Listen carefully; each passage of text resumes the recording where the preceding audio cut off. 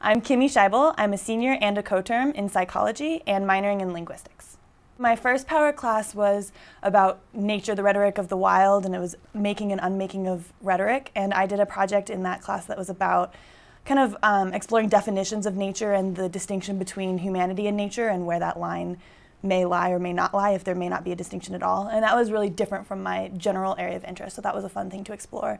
And then my sophomore year power was the rhetoric of mass audiences, and I did a project that was about how the internet and how that type of technology has degraded the line between the external self and the internal self. And so I looked a lot at like bodily manipulations like tattoos and other sorts of body art. And I think both of those projects were really interesting for me in that they were things that I was passionate about and cared about at the time, but not things that were really particularly important in the broader scheme of my academic journey. And I was actually really glad to have a class where I had an opportunity to explore something that I found interesting, but didn't fit with all of my long-term goal type interests.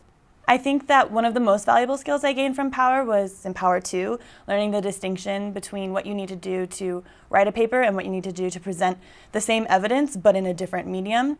That's something that I'm definitely using a lot in psychology, as we often will do a project proposal in a written format and then present it. The presentation covers really different information than the actual physical text does. So that's one of the biggest skills that I think is important in psychology and probably in a lot of other STEM fields. And I think also learning to be able to communicate like researched ideas is very different than the types of essays that I wrote more in high school, which wasn't nearly as research-based and was much more like based on a prompt and based on like what I thought and felt. And so learning to be able to incorporate other texts and other previous information that already exists in the world into an idea that I have, I don't think I would have developed that skill as well without Power.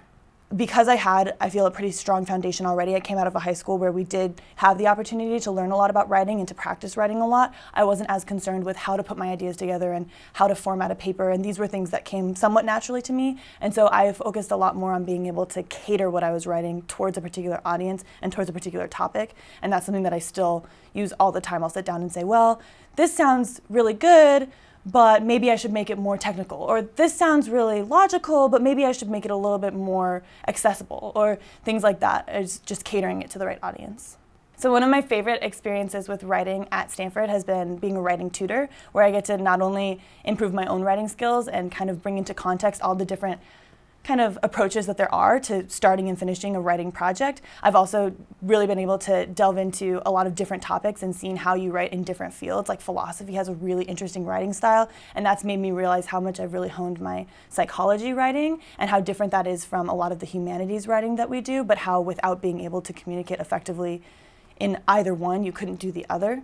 And so I think just as a writing tutor, I've just had a lot of really interesting experiences seeing how different approaches can lead to really similar outcomes, or how really similar outcomes can lead to really different approaches.